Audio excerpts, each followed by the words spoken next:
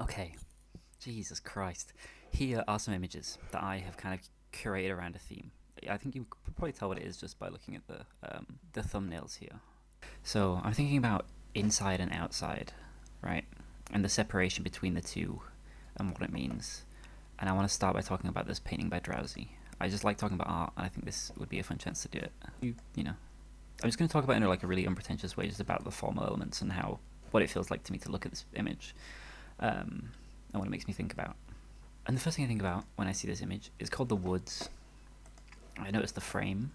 It has like this green border, which references the space of the picture plane itself and the flatness of the picture plane. But it also kind of creates depth as the room passes over in front of it at certain points. You know, that kind of pulls us in. I think the forms, as we get closer to the centre, begin to feel more rendered in a way that gives them that depth. My eyes kind of pulled inward, especially also by this kind of shape here. We're being pulled inward kind of all the time, right to the central heart. And your heart is obviously inside your body, normally, but here it's out. And the hand as well over it is like way more rendered. I love the way that Drowsy renders here, actually. It's so beautiful, and something that I love about digital art, and that Drowsy may be able to appreciate about digital art, is how you can see these brush strokes kind of so plainly. Wow, this is absolutely stunning, isn't it? Holy shit. It's kind of low res, like, oh my god. Sorry to just gush, but like, that's stellar.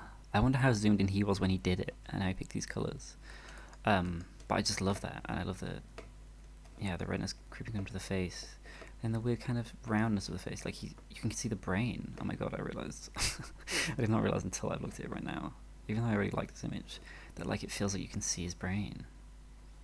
Which is great to have that imagery as well of like, we're so used to the imagery of the heart and what that symbolises, that symbolic meaning still kind of carries over when we see it in a more realistic kind of form in a painting, rather than just like a symbol. But the brain kind of is, there's still something kind of visceral about the brain, because to me it's like more horrifying almost, that we can see the brain through this kind of transparent skin. But it also kind of looks like hair.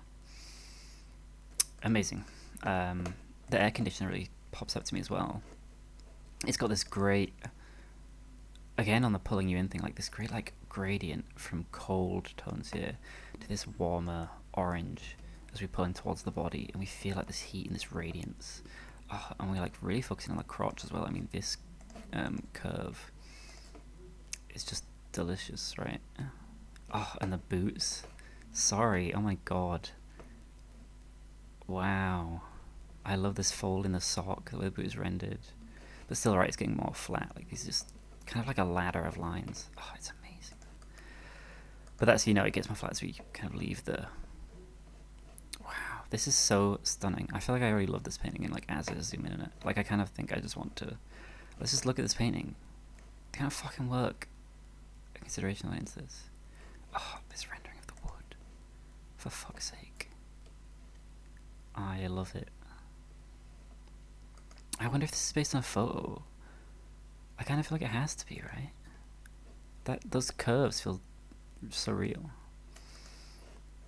This yellow lighting on here, like the light seems like it's coming from. I suppose the light is coming from the lamp, but it really emanates from like these kind of points. Like this is a really bright point. Like maybe that from under the lampshade, I suppose so. But the lampshade itself is so dull. This is also such a bright point. Oh, and these stars. And the woods also as a place of like kind of deep like reflection. I don't know, I'm thinking about like a monk like going into the woods. Did like for instance St. Francis of Assisi do that probably, right? Like that's some shit that he was on. Like, you recede into the woods and you kind of go, I don't know, I'm thinking like fucking Luke on Dagobah, right? I'm thinking about like him going into that freaky cave.